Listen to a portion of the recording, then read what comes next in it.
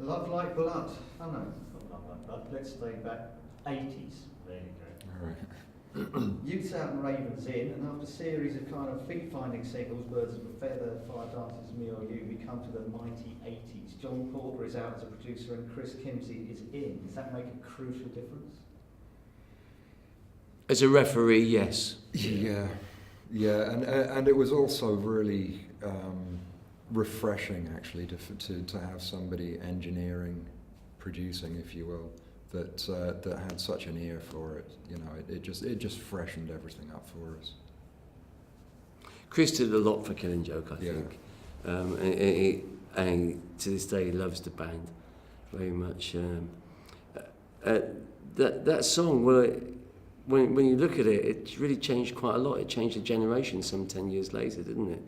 You know, with the whole Nirvana thing. I remember playing that song in '89 with Atkins at the end of the year, and thinking, well, this is probably the last time we'll ever play this song. And I remember Joey Ramone was there, and he said, "I'm glad you played '80s." And I thought, well, the '80s have passed, and we'll never do that song again. But we do, and we are. Yeah, it wasn't that big a hit at the time, but it does seem to have gained an enormous amount over the years. It really echoes with people, and it does typify that era. I'm not sure about that. I'm not. some of the reviews I heard were just so appalling. And always have been. It's only really in the last, I don't know, decade and a bit that we've been accepted, if you say, by the press. When you look at all those so-called groundbreaking singles at the time, Requiem and the rest of it, we were slaughtered in the press, and so we gave as good as we got. Basically, in the interviews, it was quite a sort of tumultuous time with the press in the 80s. They'd often send journalists to interview us who really didn't like Killing Joke, which is a kind of pointless exercise. But we knew that this was happening because Youth had spies on the editorial meetings. So we knew that they were sending us these people who we didn't like Killing Joke. And of course we'd have a reception for them, you know, like you would. Not particularly nasty. We just send them downstairs, probably ignore them and smoke a few bongs and send them downstairs to where Paul was practicing beheading with his long swords or something.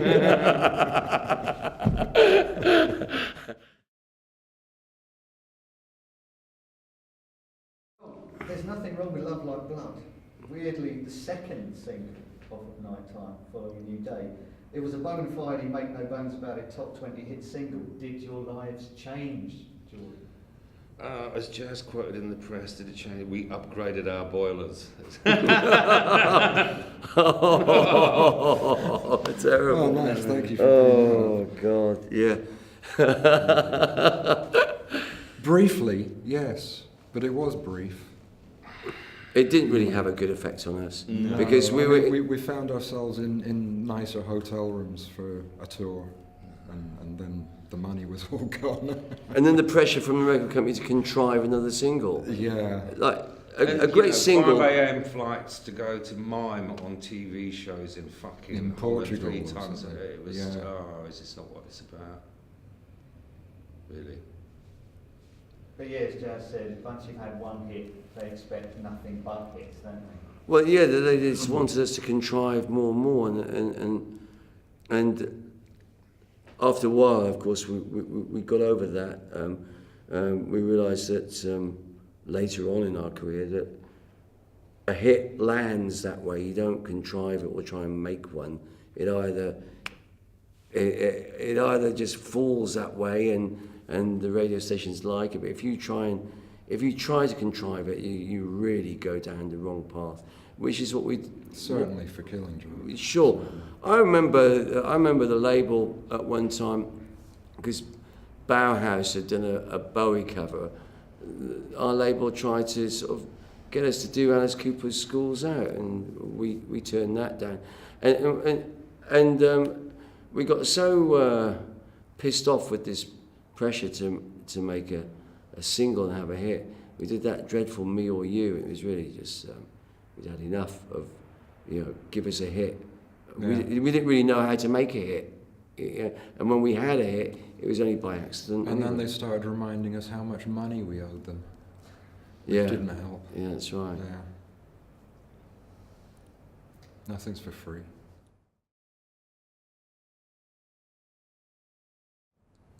After various ups and downs and ructions which account for the next 5 years, following Paul leaving the band, Martin Atkins entering the fold, we come to Money Is Not Our God. Things seem to be back on track here. There's fire in your belly, obviously, but where is your head at this point? Well, bear in mind that during that time, from about 88 to 92, we were in litigation. At that time, I was being sued because I was the only one with property, well, my wife at that time. And so in order to be eligible to fight the record company and be eligible for legal aid, you had to earn $4,000 or less. And so we were really screwed. So there were no records that sort of came out after during that period. And we went on tour and did so many gigs just to survive, mostly in the States with Martin, that after we finished, I mean, you want to have a look at the touring schedule. I'm talking about like 7 every day. If there's a day off, you put a gig in. Martin would put a gig in. We must have toured so intensely over a 4-year period. I can't even bear to look at the tour dates now. There's so many of them. At the end of that, I just wanted to open up a sweet shop, and I wanted out of the music industry. And I kind of left for New Zealand in 1992, because after 4 years of just touring so hard, I think we were all just had enough, and being sued and having no money. So it was litigation and non-stop touring, and they were great gigs, but it was kind of humbling experience, a good experience. Yeah.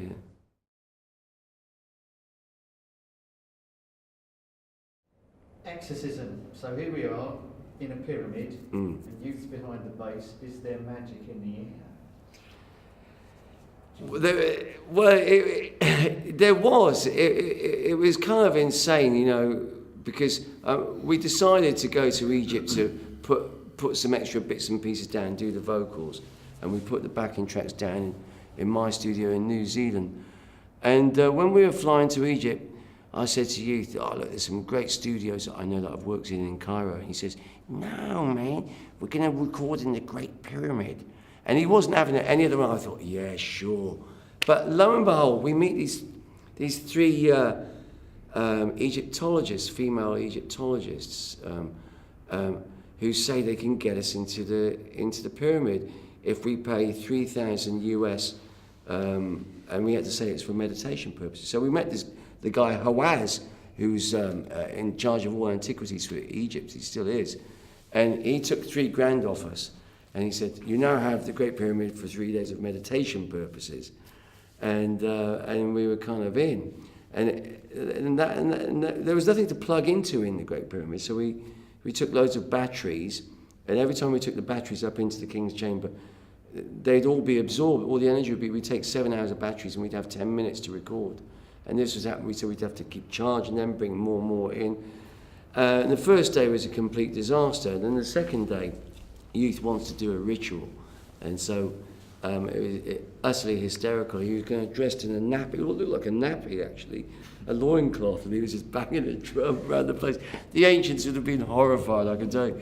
And then there's a funny point, because it's in the movie, and these 3 Egyptologists, one was a Muslim, and there were 2 others, and they seemed pretty straight ladies. Well, they dressed up like Hathor and Isis in all these costumes. And they turned up into the King's Chamber, and there's this lovely moment where he's confused, he's had a few. And he's looking at these 3 women that are dressed like Isis and Hathor. He goes, here, Chaz, who are those 3 weird birds at the back? They're goddesses. And then our engineer who's there, he'd fallen asleep. He has a nightmare when he's falling asleep that loads of eyes are coming at him, and he was a Muslim.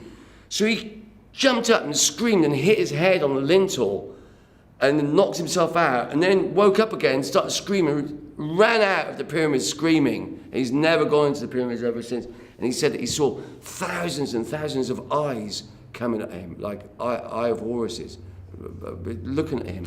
He'll never go into it. And he had a stroke shortly after that.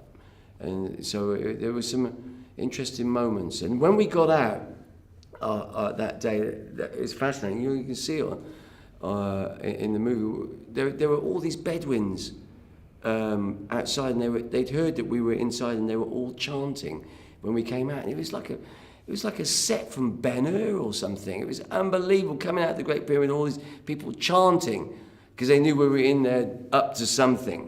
You know, word had got round. They were chanting, "Get out! Get out! Go home! Go home, infidel!" Yeah, it was hysterical. Absolutely hysterical time. Magic. Yeah.